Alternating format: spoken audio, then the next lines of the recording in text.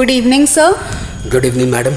Sir, अभी recent में श्रीमती छवि आनंद के ज्वेलरी के सर्च एंड सीजर के रिलेटेड एक केस हुआ था, उसके बारे में जानना चाहेंगे। वो तो ट्रिब्यूनल का केस है सर, लेकिन उससे जो इन्फॉर्मेशन मिलती है वो काफ़ी वाइटल होगी, बिकॉज हम सभी के घरों में थोड़ी बहुत ज्वेलरी तो रहती ही है। तो हम कितना amount of jewellery lawfully safely रख सकते हैं, वो जानना चाहेंगे। ये केस श्रीमती छवि आनंद वर्सेज ACIT 2021 दिल्ली ट्रिब्यूनल का केस था। इस केस में श्रीमती छवि आनंद जी के घर में रेड पड़ी और रेड पड़ने के बाद उनके यहाँ काफ़ी सारी ज्वेलरी मिली जो डिपार्टमेंट उठा के ले गया। ये ज्वेलरी मोटा मोटी समझ लीजिए 70-80 लाख की ज्वेलरी थी जो डिपार्टमेंट उठा के ले गया।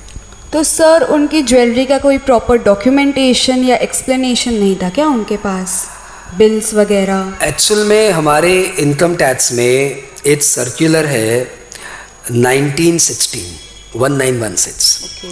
ये CBDT का इंस्ट्रक्शंस है कि यदि किसी के घर में रेड पड़ती है और उसके यहाँ कुछ अनएक्सप्लेन्ड ज्वेलरी हो, वो ज्वेलरी के लिए पैसा कहाँ से आया ये एक्सप्लेन न कर पाए, तब भी एक लिमिट तक वो ज्वेलरी सीज नहीं की जा सकती।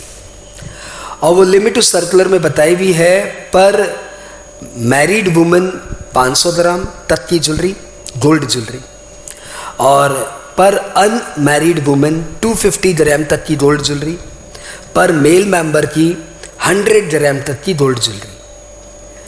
तो यदि एक छोटा परिवार, सुखी परिवार, हस्बैंड वाइफ और बेटा बेटी के 4 जन की फैमिली है, तो वाइफ के लिए 500 ग्राम, हस्बैंड के लिए 100 ग्राम 600, और बेटी के लिए 250, बिकॉज अनमैरिड लेडी के लिए 250 ग्राम 850, और बेटे के लिए फिर से 950 ग्राम तक की गोल्ड ज्वेलरी आपके पास है और आप उसका कोई एक्सप्लेनेशन नहीं भी दे पा रहे हो, तो CBDT का सर्कुलर है, इंस्ट्रक्शंस है कि इतने तक की ज्वेलरी उठा के नहीं ले जा सकते। तो इस केस में क्या हुआ, इस केस में ये हुआ कि उनके यहाँ इतनी ज्वेलरी तो थी, इसके अलावा और ज्वेलरी भी थी।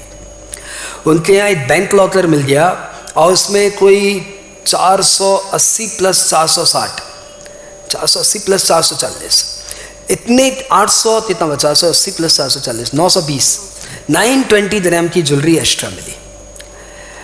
जब इसे सीज करके वो ले गए तो श्रीमती छवि देवी ने ये बोला, भाई ये ज्वेलरी जो है ये 2 जन की ज्वेलरी है, एक उनके ननद की और एक उनके सासू माँ की।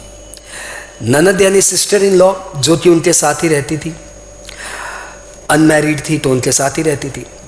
तो डिपार्टमेंट ने बोला, भाई ये तो काफ़ी एज की लेडी है, ये आपके साथ कैसे रहती है? बोला, भाई मेरी सिस्टर इन लॉ मेरे साथ ही रहेगी और उनका अनमैरिड है इसलिए भी मेरे साथ रहेगी, और उनका कोई अलग से रेसिडेंस नहीं है, मेरे साथ रहती है।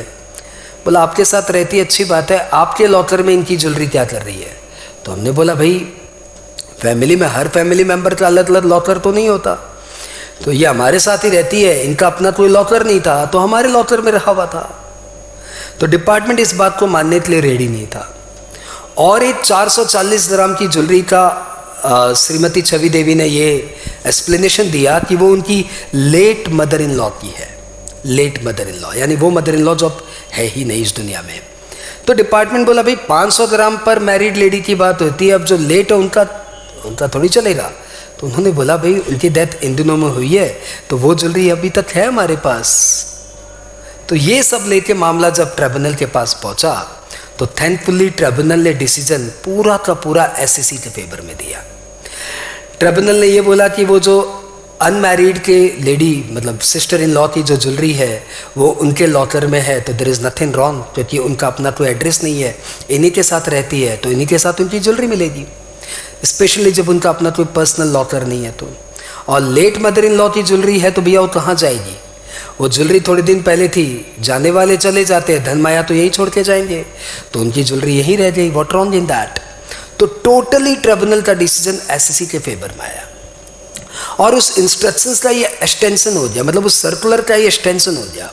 मतलब आपके घर में यदि आपके जितने भी फैमिली मेम्बर रहते हैं, जॉइंट फैमिली तो बहुत काम की चीज़ है, सपोज आपकी जॉइंट फैमिली में 2 मैरिड लेडी, 2 अनमैरिड बच्चे और अनमैरिड लड़कियां और 2 मतलब और तो इतनी ज्वेलरी आप यहाँ पे रख सकते हो and that department can not seize. सोचिए, पर मैरिड लेडी 500 ग्राम, पर अनमैरिड लेडी 250 ग्राम तक की ज्वेलरी और पर मेल मेंबर 100 ग्राम की ज्वेलरी। यहाँ पे तो एक्सटेंशन हो गया, लेट मदर इन लॉ की भी 500 ग्राम की ज्वेलरी, सिस्टर इन लॉ भी साथ में रहती है तो उनकी भी 500 ग्राम की jewellery and so on so on. तो सर व्हाट अबाउट डायमंड, अगर गोल्ड के साथ डायमंड भी हो? ये जो सर्कुलर आया हुआ that is confined to gold jewellery. Okay. लेकिन कई सारे केस स्टडीज में हमने ऐसा देखा है कि उन गोल्ड ज्वेलरी में यदि थोड़े बहुत डायमंड स्टडेड हो, मतलब जैसे इस केस में भी कोई था 0.14 कैरेट तक था डायमंड ज्वेलरी में अटैच था, तो department considered it as gold jewellery, तो डायमंड के लिए कुछ माथा पच्ची नहीं हुआ। लेकिन यदि डायमंड की कोई महंगी ज्वेलरी हो जिसमें डायमंड कंटेंट ज़्यादा है या डायमंड का वर्थ ज़्यादा है, तो उसको लेकर अभी तक कोई सर्कुलर है नहीं। ओके ओके सर, ये एपिसोड काफ़ी हेल्पफुल था और आई थिंक ये I am very sure actually कि ये जन जन के काम आएगा।